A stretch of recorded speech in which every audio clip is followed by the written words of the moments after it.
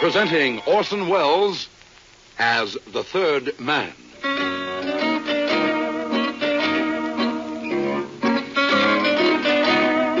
The Lives of Harry Lime.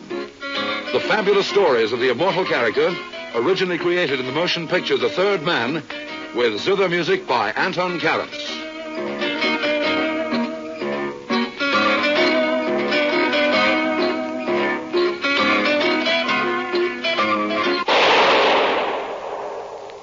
That was the shot that killed Harry Lime.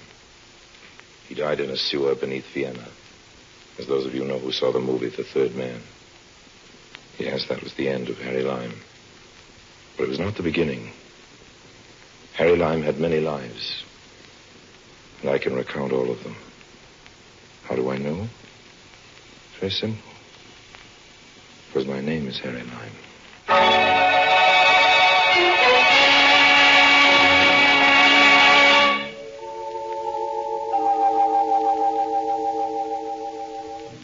Don't get me wrong, I love Budapest.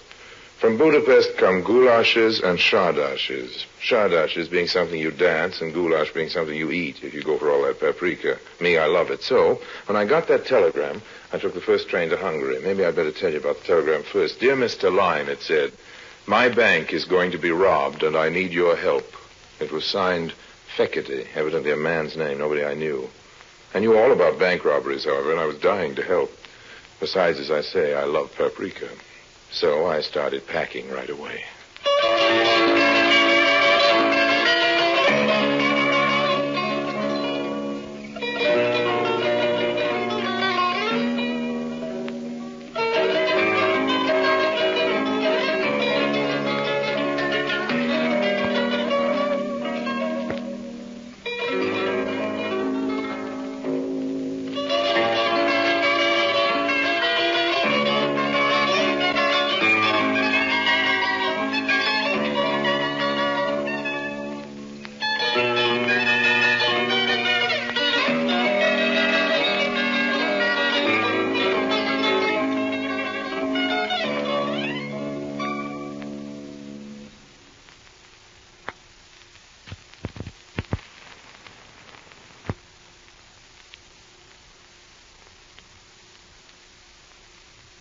And now, Orson Welles as Harry Lime, the Third Man, in today's story, Too Many Crooks.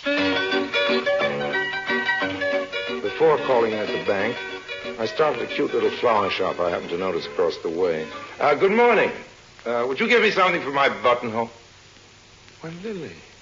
Lily, what are you doing here? We have some very pretty pink Oh, gardenias. come on, Lily, don't tell me you don't remember me. And how are all the Corellis? The who? Now, don't give me that, Lily. My name is Lulu. Well, it used to be Lily, and you used to be a blonde. And the Corellis, as you know perfectly well, because you used to work for them, are the best bank robbers in Central Europe. Well, what about it, honey?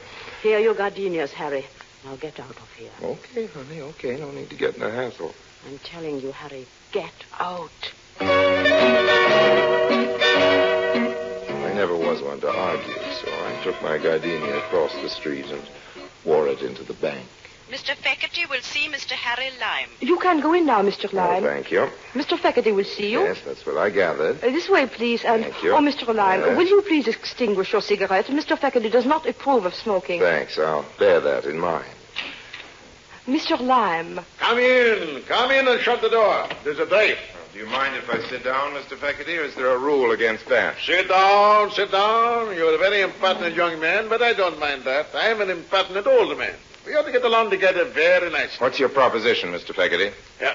What do you mean? Just what I said. What's your proposition? Listen to me, Lime. I don't make propositions. I consider them. Have it your own way, Fekete. I'm a big boy now, and I'm not so easily impressed.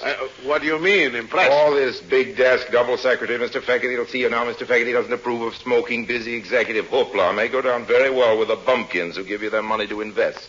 It doesn't mean a thing to me. You sent for me, didn't you? I crossed 3 national borders to get here and lost a lot of time, so don't ask me what's my proposition. What's yours, Mr. Fekete? Very good indeed. You're just the man I hoped you were.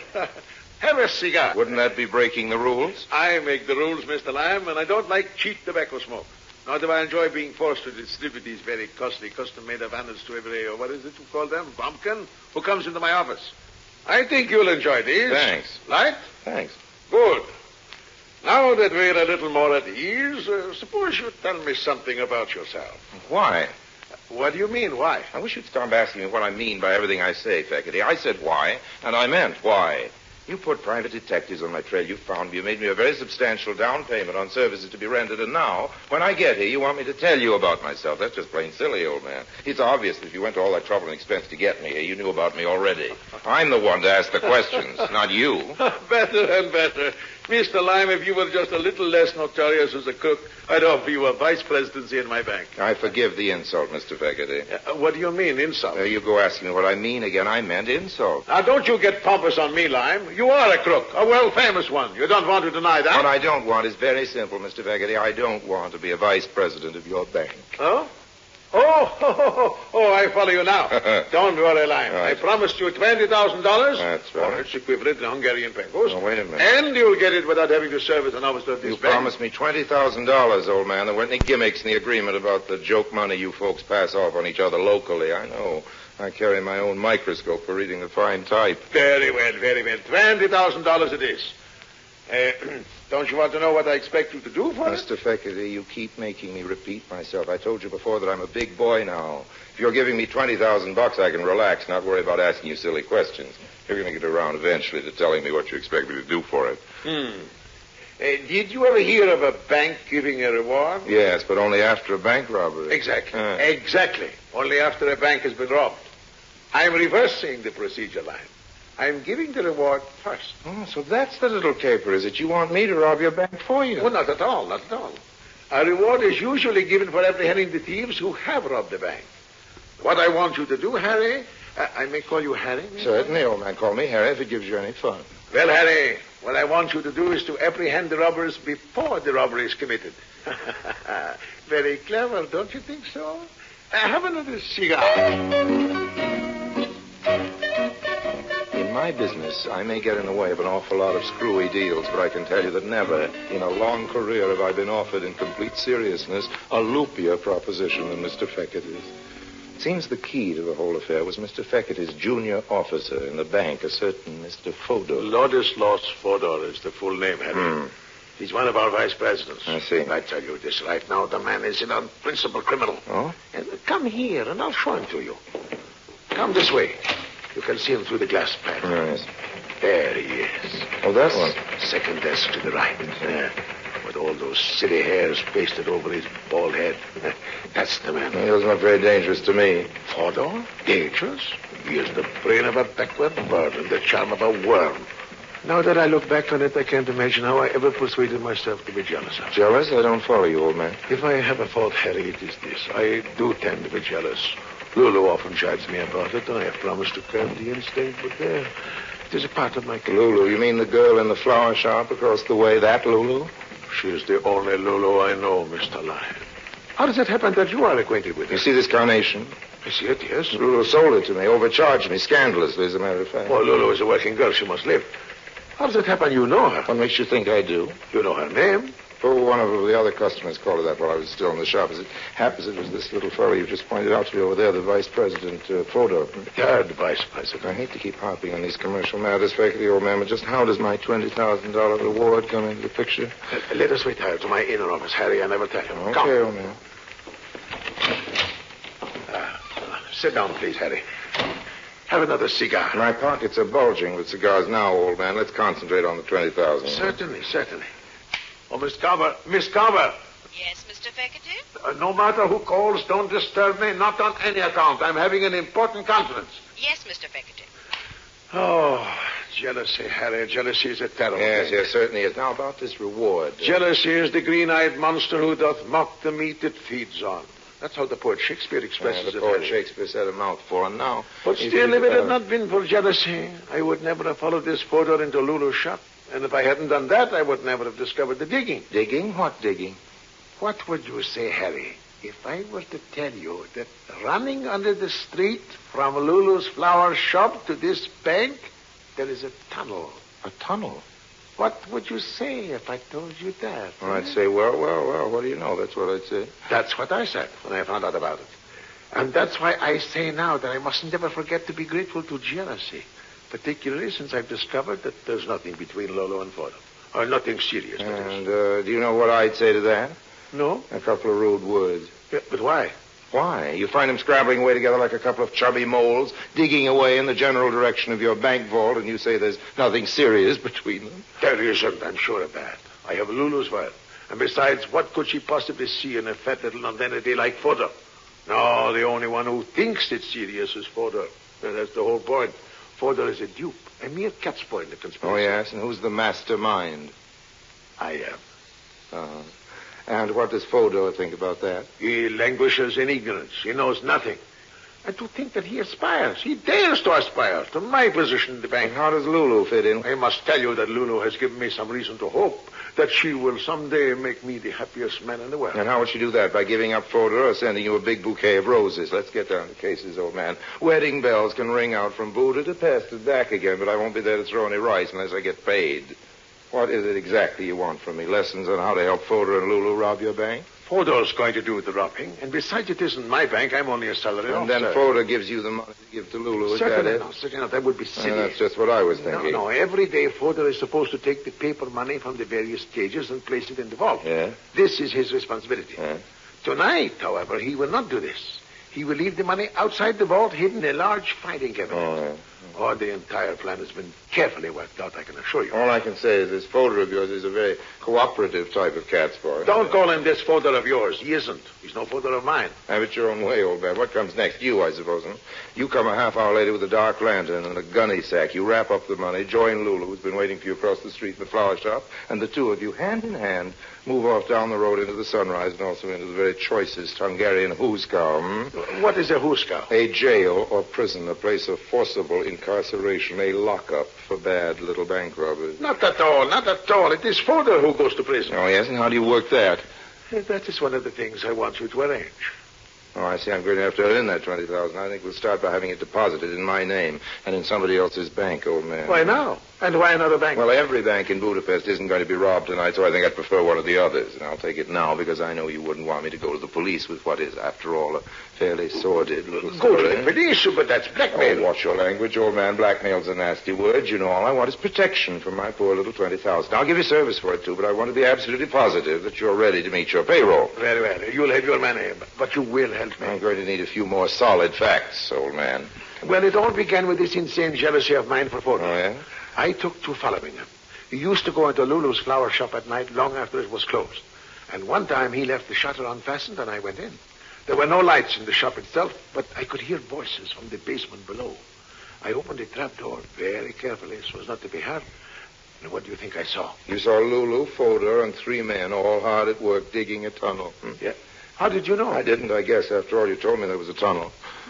But the 3 men, how did you know about them? Still guessing. It's pretty obvious that Mr. Fodor and Lulu couldn't dig much of a hole without getting some help. Tell me this. It was Lulu who persuaded you to call me in on this deal, wasn't it? How did you know that? Still just guessing, old man, just guessing. Now, let me guess on for a minute and stop me when I'm wrong. When you saw what Lulu and Fodor were doing, you went home and brooded for a while, and then a few days afterwards, you confronted her. It was the next day. Oh, okay, it was the next day. And Lulu admitted she was planning to rob the bank, but said she was just using Fodor, and you were the only one she really cared about. And if you joined the party, it's you she'd run off with, leaving Mr. Fodor holding the bag. An empty bag. How am I doing? Oh, you're a clever man. Sure I am. That's why Lulu had you send for me. You see, the idea is that Fodor will hide the money outside the vault and leave. Then, according to the arrangement, as he understands it, Lulu will come through the tunnel at night with her helpers and take the money back under the street through the tunnel. Who did she tell Fodor these helpers were? She said one of them is her brother and the other 2 are cousins. And what did she tell you? That's what she told me. Why? Nothing, old man. Nothing at all. Just give me one more guess, Oh, go ahead. After Fodor leaves the money, what you do is crawl back through the tunnel with a sack of currency clenched in your teeth. But no, that wouldn't make any sense, would it? You'd run into a couple of brothers crawling in the opposite direction. I'm not to have anything to do with the tunnel. Oh. You see, Fodor leaves the money out just before closing time. That way, he's implicated, and we have a scapegoat. So there's nothing to stop me from letting myself in with my key at night and walking away with the money. Who could suspect me? It's a perfect crime, Harry. Wouldn't you say so? Yes, it's quite a crime if you look at it in one way. But tell me about the brothers. What are they supposed to think about all this? Oh, they don't know about it. Lulu hasn't told them. But the news will reach them eventually, and what then? They must be implicated somehow, along with Fodor. But I must be protected, and Lulu. That's what you're here for, Harry. Have another cigar.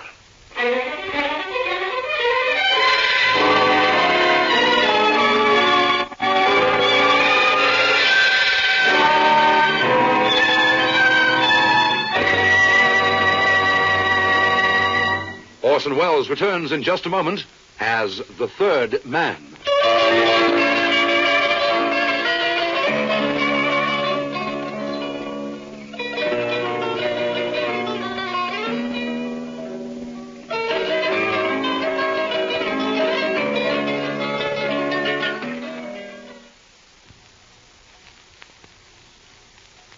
And now, Orson Welles as the third man continues with today's story, Too Many Crooks.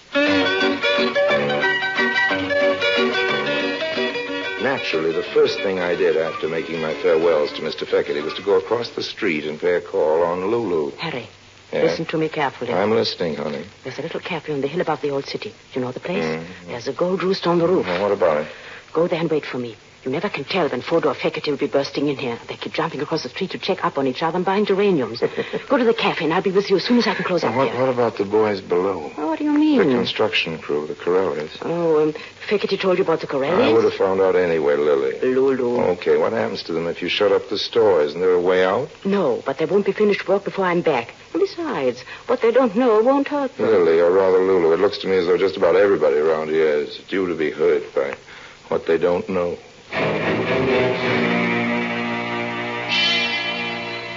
I found the Gold Rooster and sat down on the terrace of the restaurant to wait for Mr. Feckerty's fiancée. Over a glass of Tokay, I tried to add up the situation as of then. As far as I could see, the whole setup was like a Picasso painting. No matter how you looked at it, it was cockeyed and upside down. Hello, Harry. Don't order anything for Hi. me. I haven't time. Don't worry, Lily. I'm not here to celebrate. We can have our party after I know who's going to pay the check. I wish you'd call me Lulu. Okay, Lulu. Now, here's all the sense I can make out of this little caper. You came here with the Corelli gang, No, right? they came first. Then they sent for me to work in the flower shop for a front. The tunnel was their idea. Then you sent for me. That was your idea. Right. Now, Fodor thinks he's going to divvy up with the Corellis and marry you on the proceeds. Something like And that. Feckerty thinks something like the same something. The president thinks he's going to put it over the vice president. What about the construction crew? You mean Walter and the Yes, others? the Corellis, the original burglars. What are they going to get out of this? According to Feckerty, it's going to be the old double-cross. But if I know you, Feckerty's in for the same gentle treatment. Harry, why should anybody get anything out of this except... Okay, Lily, okay. Book a couple of spaces for us on the first milk train out of Budapest, but be sure to get reservations on the bulletproof car. I wish you'd call me Lulu. Time marches on. A lot of trusting Hungarian depositors line up at the bank, leave their hard-earned pengos at the impressive-looking gilt cages for what they fondly believe is safekeeping, and hurry home to have their evening plate of goulash. Closing time comes and goes. Feckerty doesn't leave. He just pretends to, and stays skulking in his office. Meanwhile, Fodor takes the big packages of pengos, which, as you know, is Hungarian for money, dutifully to the door of the vault. He slams the vault loudly, this being for the benefit of the janitor, who is deaf anyway and doesn't hear, and quickly stows the loot in the empty filing cabinet, which he has thoughtfully left nearby for just this purpose. He then goes home and passes a very restless night.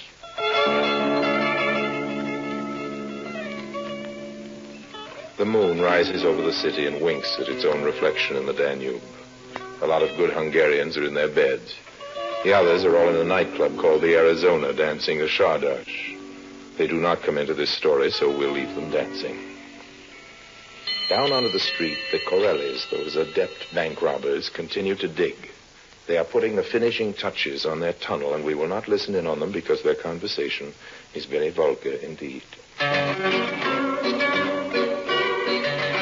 In his luxurious office, Mr. Feckerty sits biting his nails and dreaming of a long West Indian cruise with Lulu in an adjoining deck chair.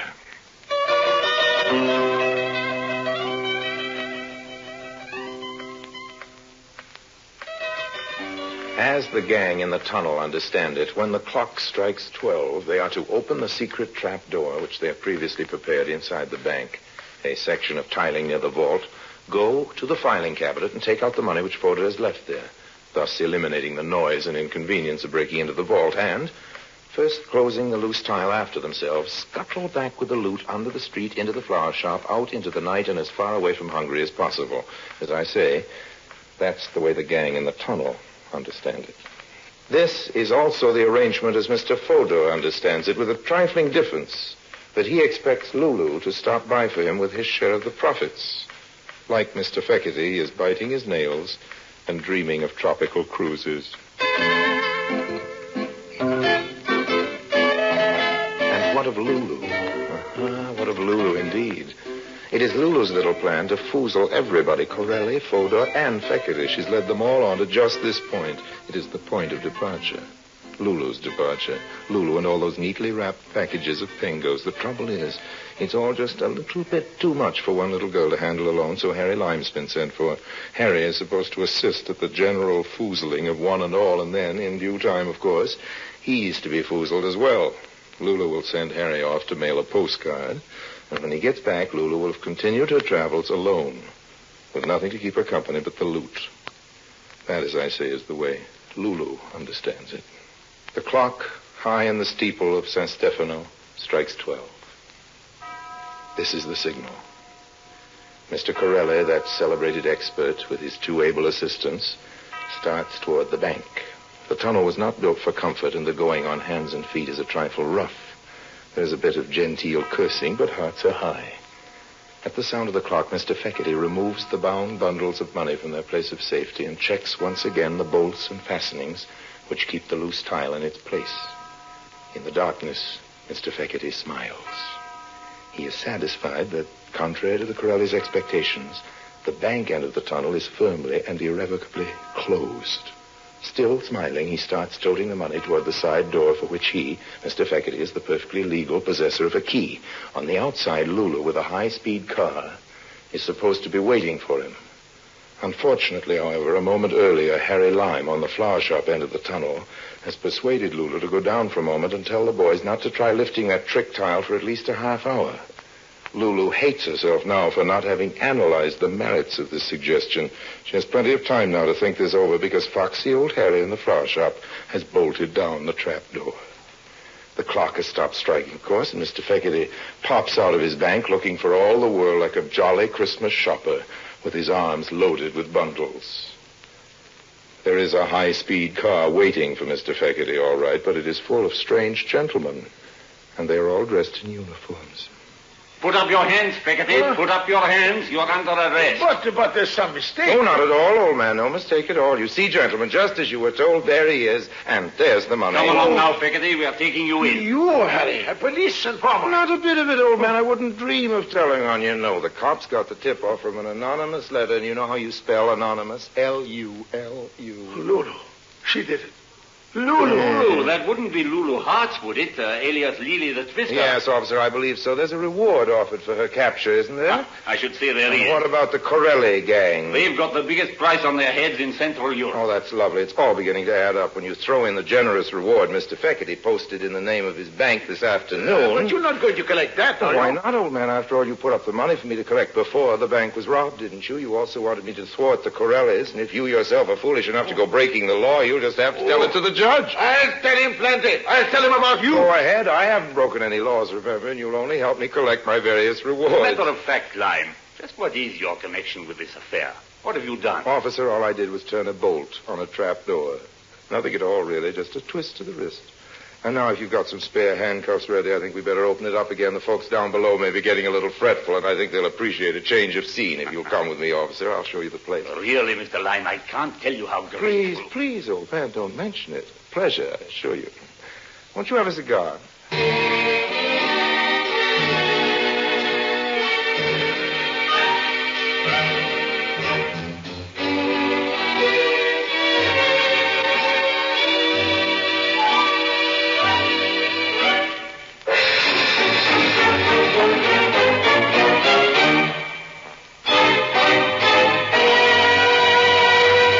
Harry Lime returns in just a moment.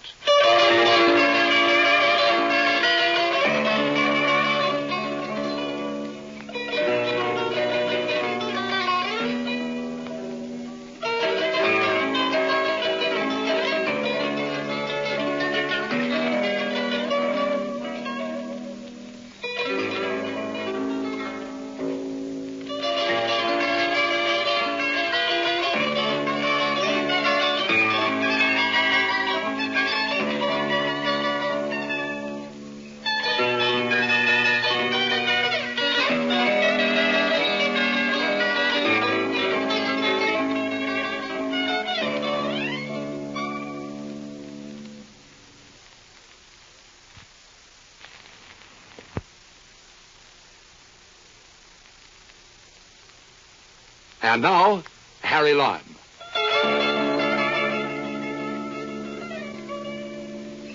You know, friends, I had thought of substituting those fat packages of Pengos for the same weight of old newspapers.